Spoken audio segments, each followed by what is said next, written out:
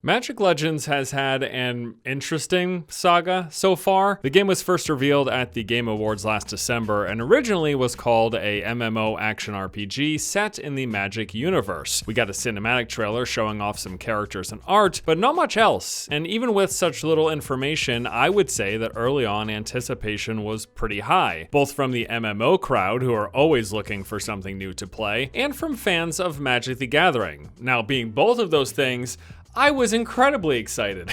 Although right from the start there were a tad bit of concerns surrounding the game's developer, Cryptic Studios. They've made some solid MMOs in the past with titles like City of Heroes and Villains, Champions Online, and Star Trek Online, but they're also known for what some may consider quite heavily monetized and possibly even predatory microtransactions in their games, especially in their most recent title, 2013's Neverwinter. Even so, I would say that overall there was a lot of excitement around the idea of someone making a MMO in the Magic the Gathering universe. That wasn't until we finally got some details. About a month after the cinematic reveal, they released a ton of information along with a bunch of gameplay footage, and the disappointment was almost immediate. Basically, we learned that they weren't making an MMO in the traditional sense, or like the games they had in the past. Instead, this was going to be a top-down ARPG with some co-op multiplayer elements. But probably even the bigger issue here was that people just didn't think it looked that great. There was tons of criticism about the graphics. I saw plenty of sarcastic remarks saying this looks great for a mobile game, which it isn't, and just in general, there was an overall sense that people were let down. Combine that with the concern of how they would monetize a free-to-play ARPG, and that just seemed to deflate any remaining hype left. But don't just take my word for it. You might believe that I have a skewed perspective or I viewed the situation wrong.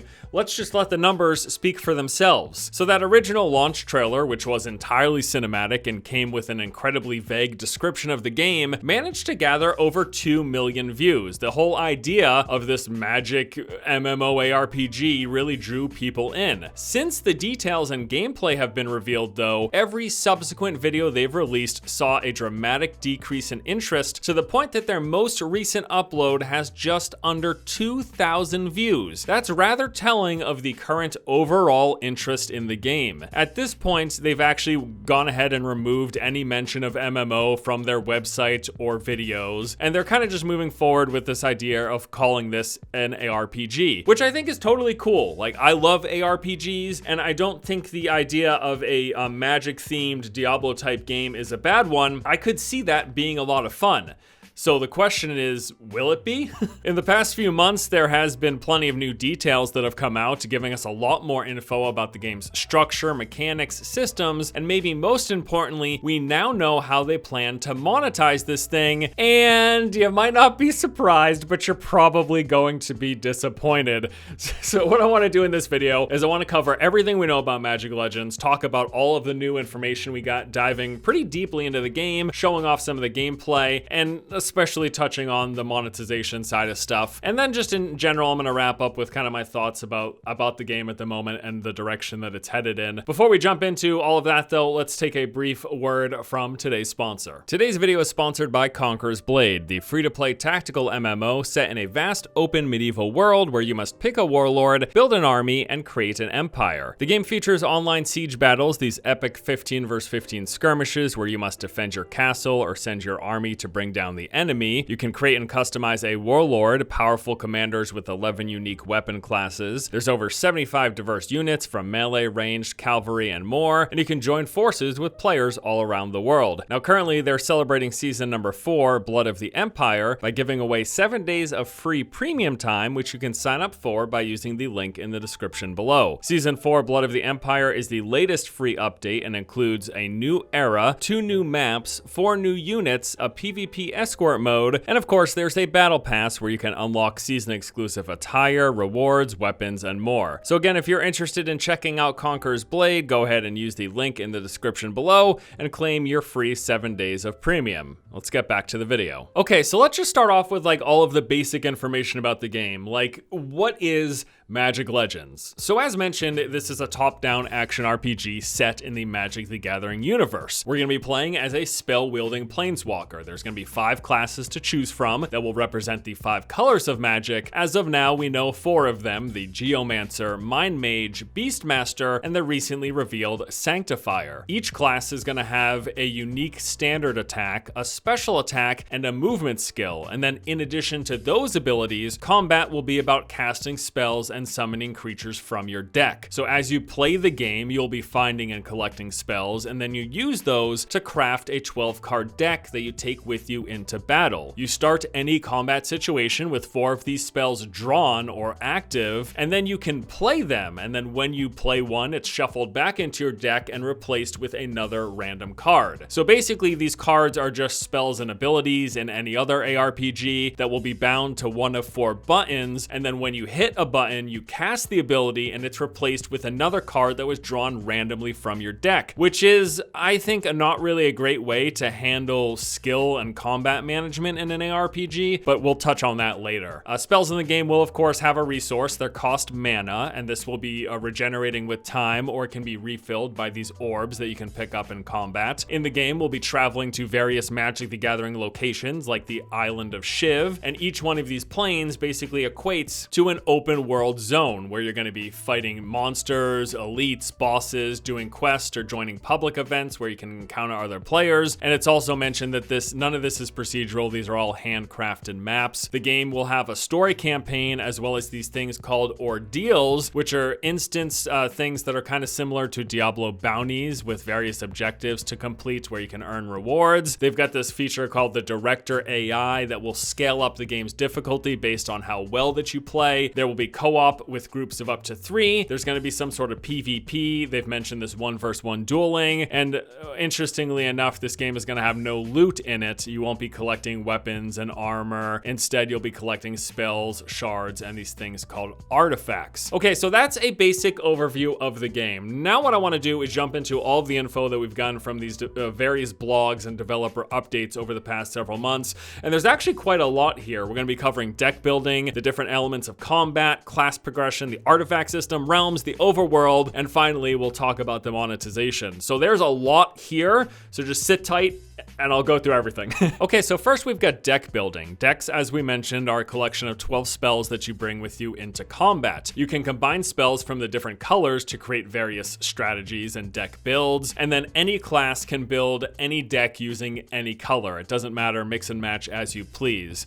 You'll be able to upgrade your spells. That's going to be a key component of this game. So as you defeat foes, complete missions, challenges, and just progress through the game, you unlock more capacity to upgrade your spells in various ways, and ranking up spells will do things like increase the damage they deal, make effects last longer, or just generally make them more effective. And like in traditional Magic, each color will have their own distinct identity, strengths, and limitations. As some examples, they say that blue will excel at control but lacks the capacity to buff massive creatures like green has, or red has a lot of direct spell damage but lacks the healing of white. They even showed off this chart to kind of give an idea of the general themes behind each color, and this pretty much jives with everything that I've known of Magic the Gathering. Next, there was a post about the different elements of the combat system. So first, they talked about the random hand. This is one of the defining aspects of Magic the Gathering, the card game, and it's also present in Magic Legends. So there's not going to be a set action bar besides your primary, secondary, and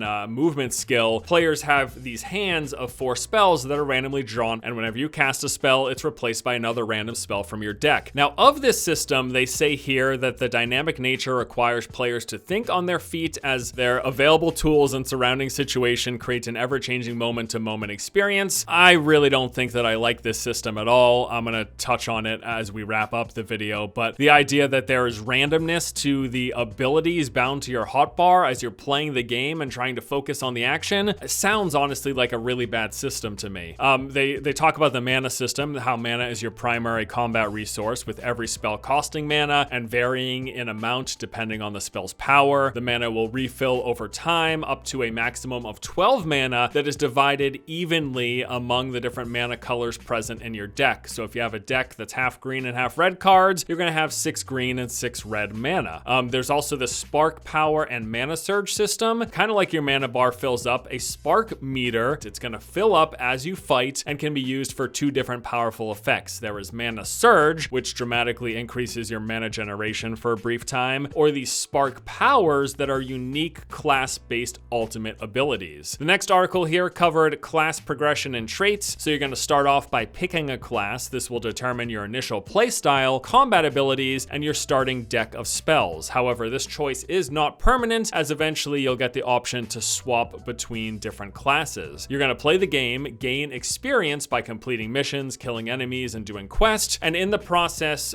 you'll level up, gaining more hit points and damage as you go. Upon reaching what they call milestone levels, I'm guessing this is just some kind of tiered progression as you level up, players are going to unlock these enhanced class abilities, perks, and traits. So abilities will upgrade and are unlocked pretty early on. They serve as a way to modify your core abilities of your class. This will empower your primary, secondary, and utility skills. Class perks are these passive boosts for your character, and traits will be unlocking at the maximum level, and these give a larger passive power that is available on any single class that you play. Next up, we're going to talk about the artifact system. So you've got your deck and your class, and that contributes a lot to what the moment-to-moment combat experience is like. But the third major factor is your artifact. These exist outside of your deck rotation and provide permanent effects for your character. This is basically meant to replace the gear hunt from traditional action RPGs, and they provide these permanent effects for your character while they are equipped. So there are 3 tiers of artifacts. It starts at the base with lesser artifacts. These are small trinkets that will give some kind of passive buff, and you can have 3 of these equipped at a time. Then there are greater artifacts with passive buffs that add triggered abilities, and these will activate as the result of a player action. So as an example, they said there's the demonic contract that will heal you for 10% health upon sacrificing a small creature. You can have 2 greater artifacts, and then finally there's the legendary artifact, which is like the greater but with a more dramatic effect. You can have 1 of these at a time. As an example, they said there are the Boots of Vinewood, which will deal 25 damage to foes between you and each creature you control. Affected foes will also be rooted. So the artifacts you'll be getting as random drops from these things called relic caches, and artifacts are also going to be able to be crafted by the player. The next post here touched on the realm system. These are meant as a kind of longer term meta progression.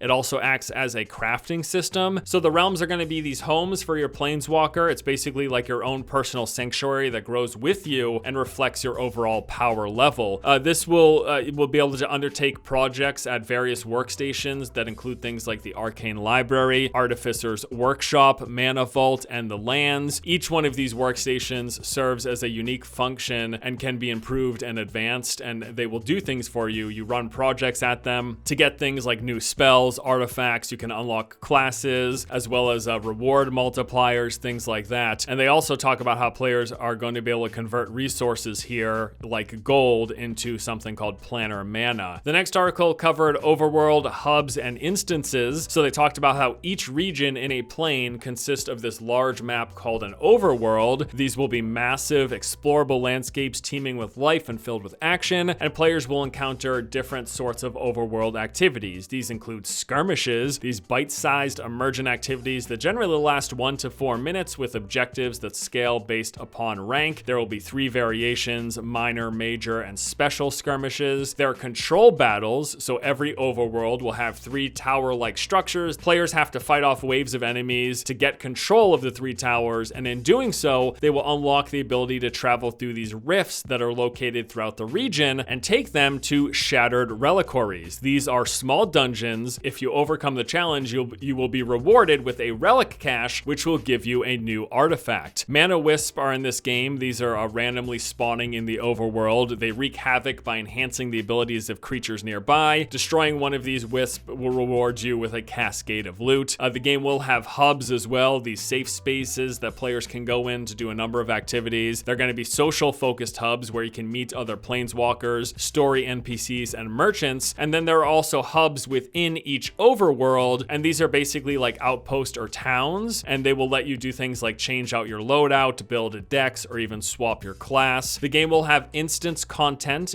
beyond the activities of the persistent world, so there will be story missions, which are scenarios that progress the narrative. These will generally last 15 to 20 minutes on average. There's a story tied to them. There will be respawn checkpoints throughout, and you can run them as much as you like. Completing one will reward you with several epic rewards. And then there's also ordeals. These are called highly replayable challenges themed to each region. They will have timed objectives where you must complete some sort of task within a time limit, and there will be a score based on your performance. The better you do, the better rewards you get. And then the final blog post that I want to touch on here, and this is definitely the big one.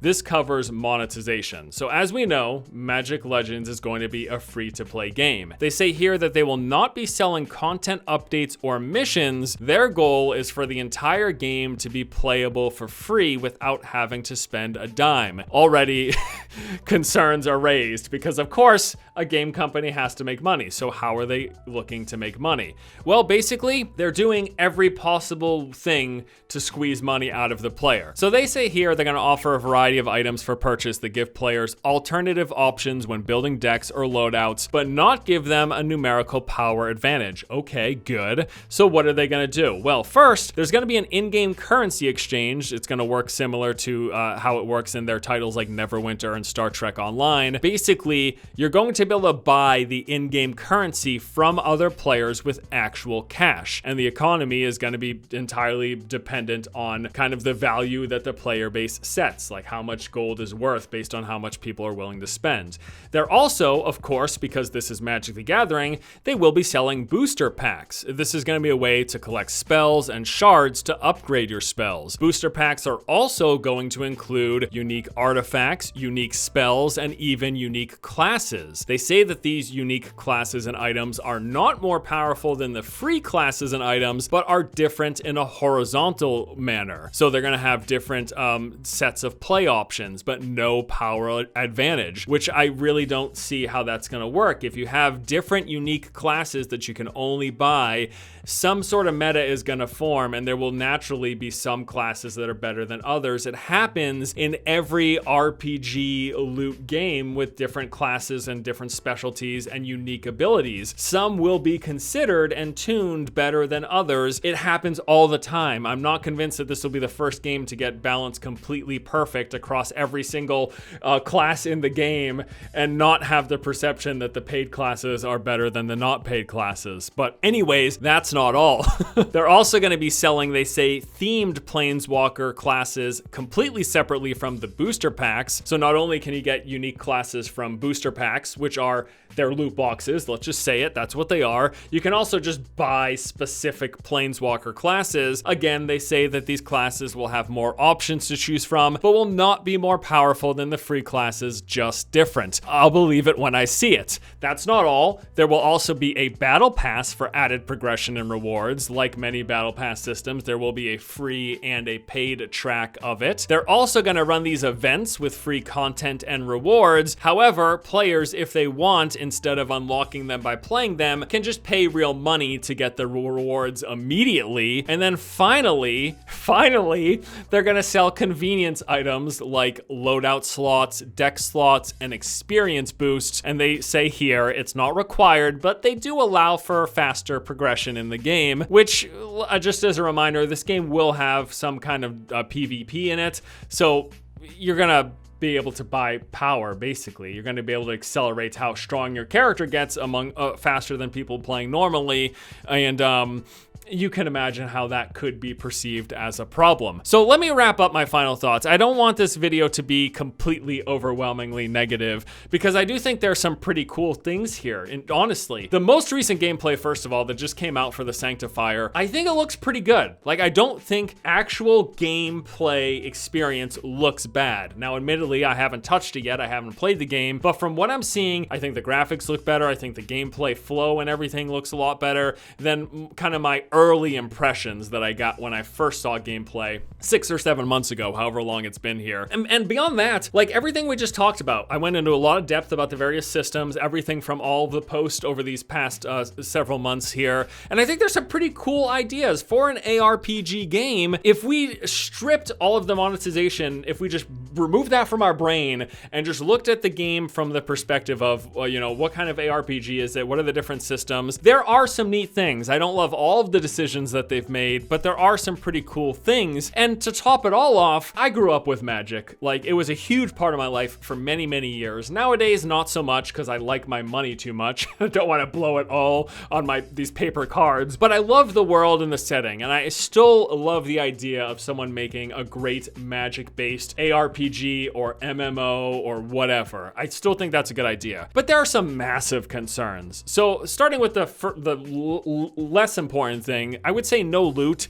In an ARPG, what are you doing? It's such a huge driving factor for people to collect armor and weapons and different gear and unique items. It's such a major motivator in these types of games. I think the fact that they don't have any traditional loot is kind of a weird design choice. Now, I understand there's still things to collect. You're still gonna have spells that you can collect, and there is that entire artifact system, which they're saying acts as gear, and I guess I can see what they mean, but not being able to collect weapons for my character, I think, is a huge bummer. But that's not a huge deal. I think one of the bigger issues is the randomization of the abilities. I touched on this in some of my prior videos about Magic Legends. I just think it's a bad design choice. It is so vital, in my opinion, when I'm playing an MMO, an RPG, a hack and slash game, whatever, that when I hit a button, I know what ability will be cast with that button. In Magic Legends, you're gonna have your primary, secondary, and utility skill. So there are 3 abilities that every time you click it, you know what it is.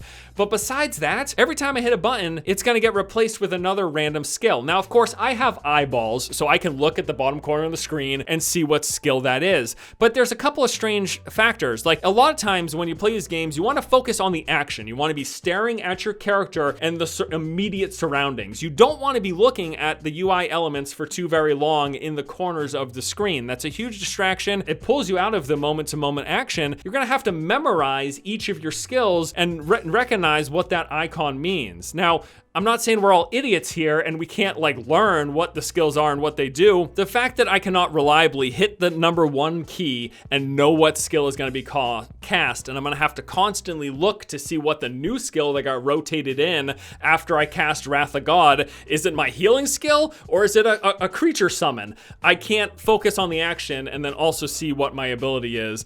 I just think that's a poor design choice. And from what I've seen, people coming out who have played early versions of the game, I've seen similar complaints about that very thing. The final thing that is a huge concern is the monetization. It is horrible. Can we just say it? It's horrible. They are monetizing literally everything they could possibly monetize. You can purchase currency. You can buy booster packs. Not surprising because it's Magic the Gathering themed, but loot boxes I thought are going out of the window in 2020. I guess not. You can buy unique classes and spells that they're promising won't be more powerful than the free ones, but we know how that really ultimately ends up. Even if your heart is in the right place and you want them to be perfectly balanced, it will not happen. It's never worked in a game with a diversity of characters and multiple stats and abilities. There will be classes perceived stronger, and I'm gonna just bet right now that the purchased ones, people will think that that's the case. If they don't make them at least seem more powerful, no one's gonna freaking buy them. Everyone would get the free ones. They're also going to do a battle pass. There will be events that you can purchase the rewards for. You're going to be able to buy loadout and deck slots as well as experience boosts.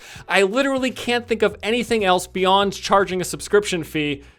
They're gonna fucking charge a subscription fee, aren't they? It's gonna happen. They're just monetizing everything. It's disgusting and it's disappointing. If this were just a $40 or $60 game and with some battle pass, some of that stuff, 100%, I would be stoked. I would still wanna play it, even though I don't love the no loot, even though I'm a little bothered by their decision to do the random card spells. There's enough interesting stuff here and the gameplay looks decent enough that I would check it out. But boy, they just took it about as far as they could go. So I guess to wrap it all up, I don't know. It's free to play, so I guess I'll check it out at the very least, but there are definitely some massive concerns, and it just kills me because there is a lot that I think could make for a really cool game. They're just so close.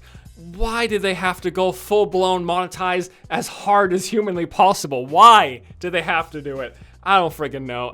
Man, well, I do know, with money, they want money, of course. Developers need to make money. I'm not saying they shouldn't make money, but boy, I think they would have been in a much better position. I think the general community perception would have been a lot greater than it's gonna be if people don't know about this once they find out kind of the direction this game is going. They're starting off on the back foot, basically. Like, they have a lot to prove at this point because the initial impression isn't great, but I don't freaking know, whatever. Thank you guys for watching. Hope you enjoyed this video updating you on kind of what's going on with Magic Legends. I will still keep an eye on it. Since it's free to play, I'm gonna have to check it out. I am not holding my breath though. Let's just say that much, all right? All right, thanks for watching, guys. I'll see you later.